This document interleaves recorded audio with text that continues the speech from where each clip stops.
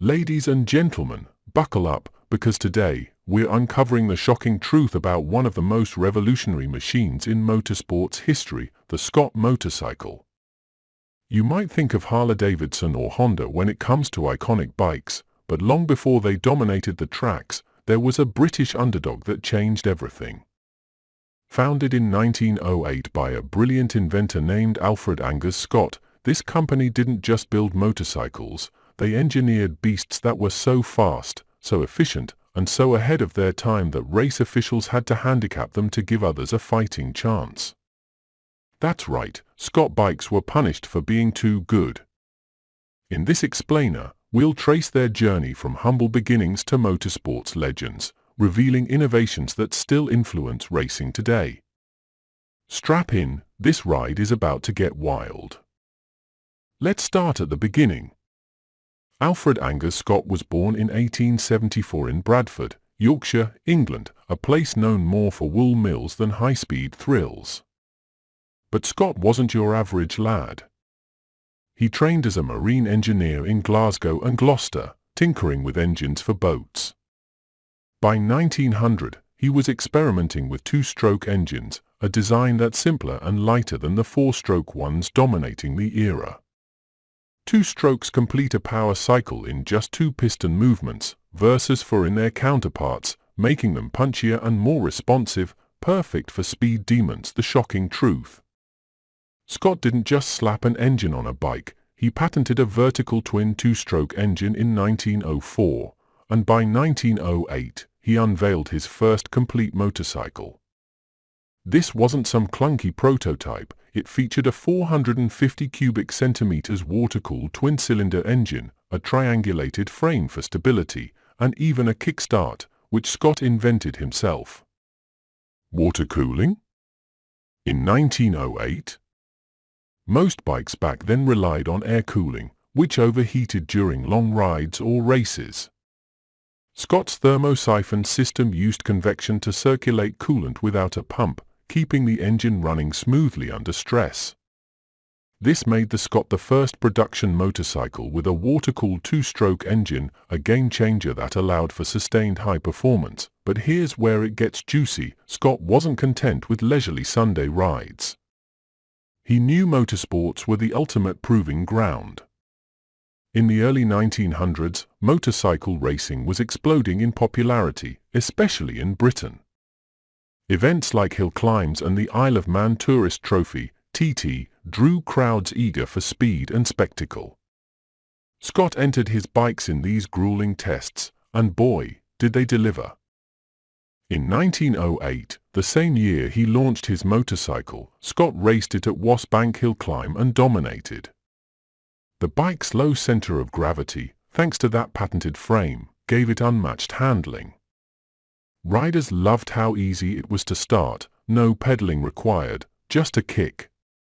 Word spread fast, this wasn't just a bike, it was a weapon on wheels. By 1910, Scott entered the Isle of Man TT, a brutal 37.7-mile course over public roads with twists, turns, and sheer drops. The TT was, and still is, motorsport's deadliest challenge, testing man and machine to their limits.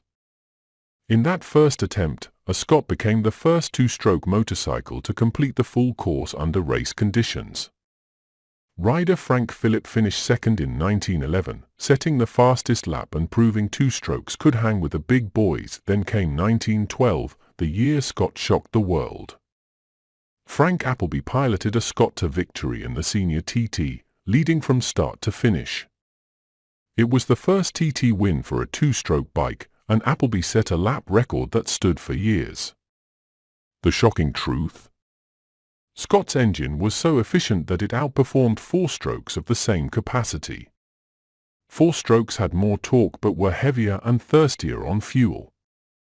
Scott's water-cooled two-stroke delivered explosive power in a lighter package, allowing for quicker acceleration and better fuel economy. But victory came with a catch. Race organizers, seeing Scotts dominate, deemed them over-efficient. In a move that still baffles historians, they imposed a handicap. Scott's engine capacity was multiplied by a factor of 1.32 for classification purposes. Imagine that your bike is so good, they make it compete in a higher class just to level the playing field. This Scott penalty became a badge of honor, and the company milked it in ads, "Too fast for fair competition." Despite the handicap, Scott's won the senior TT again in 1913, with Tim Wood taking the checkered flag. They set fastest laps in the first for TTS on the mountain course from 1911 to 1914. These wins weren't just trophies, they boosted sales to 550 units a year by the mid-1910s. Alfred Scott was a true innovator. Beyond the engine, he patented caliper brakes in the early days and even dabbled in sidecar designs. During World War I, the British Army tapped him for motorcycle sidecar machine gun mounts. He demonstrated one in Buckingham Palace grounds in 1915. Talk about royal approval. But Scott left the company that year to pursue the Scott Sociable, a quirky three-wheeled hybrid car motorcycle. Tragically, he died in 1923 at age 48 from pneumonia after a potholing expedition in wet clothes. Yes, potholing, Scott was an adventurer through and through. His death was a blow, but the company carried on his legacy. Post-war, Scott motorcycles hit their stride in the 1920s. The 1921 Squirrel model refined the two-stroke design, followed by the Super Squirrel in 1924 and the legendary Flying Squirrel in 1926. The Flying Squirrel was a beast, 596 cubic centimeters engine, 3-speed gearbox, multiplate clutch, and that signature water cooling. Priced at nearly twice a standard 4-stroke, it was a luxury ride for the elite, but in races, it flew. In 1929, a Scott took third in the TT and inspired a road-legal TT replica model. The shocking truth about the Flying Squirrel: it was way ahead of its time. While competitors like Norton or BSA stuck to 4 strokes, Scott's 2-stroke offered instant throttle response and a yowling exhaust note that's iconic today. Riders like Tommy Hatch and Bob Foster pushed them to limits in events like the Scottish 6 Days Trial, where endurance met speed. Scott excelled in scrambles, early motocross, too, their lightweight frames navigating rough terrain with ease, but motorsports in the interwar years were evolving. The Great Depression hit hard, and by 1931, Scott faced financial woes. They introduced the Reynolds Special, a tuned Super Scott with high-compression pistons and polished ports for die-hard racers. Yet, competition stiffened. Japanese brands were rising, and 4-strokes improved. Scott's insistence on 2 strokes, while innovative, became a niche. World War II halted production, but Scott contributed by making the B-2592 aero engine based on the Flying Squirrel unit. Post-1945, they resumed with updated rigid frame models, adding telescopic forks and aluminum hubs. The 1950s brought the Birmingham Scott, a modernized version with swinging arm suspension, built after the company was acquired by Echo Jig and Tool. Matt Holder, the new owner, amassed a treasure trove of parts, ensuring Scott's lived on. In motorsports, Scott's continued to shine in vintage classes. The 1960s and 70s saw revivals like the Silk Scott, a bespoke racer with a Spondon frame and uprated engine. George Silk and Maurice Patey built about 22 units, blending old-school 2-stroke power with modern handling.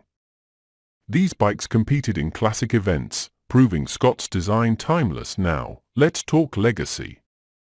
The shocking truth is that Scott's innovations paved the way for modern motorsports. 2-stroke engines dominated Grand Prix racing in the 70s and 80s, powering legends like Giacomo Agostini.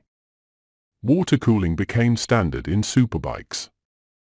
Even today's electric bikes echo Scott's focus on efficiency and low weight. But there's a darker side. Scott's story highlights how innovation can be stifled. The handicap rule foreshadowed debates in Formula One or MotoGP about tech restrictions to keep races fair.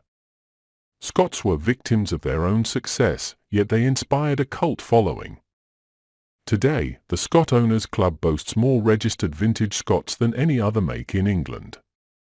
Enthusiasts restore them for events like the Goodwood Revival, where that distinctive two-stroke whale turns heads. So, the shocking truth.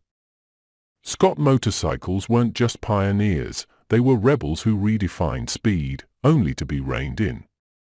From Alfred Scott's garage tinkering to TT Triumphs and beyond, their story is a testament to British engineering grit. If you're inspired, check out a vintage rally or even hunt for a flying squirrel. Prices start at £10,000 for restorables. Thanks for joining this ride through history. What's your shocking motorsports fact? Drop it in the comments. Ride safe, and remember, sometimes, being too good is the best problem to have.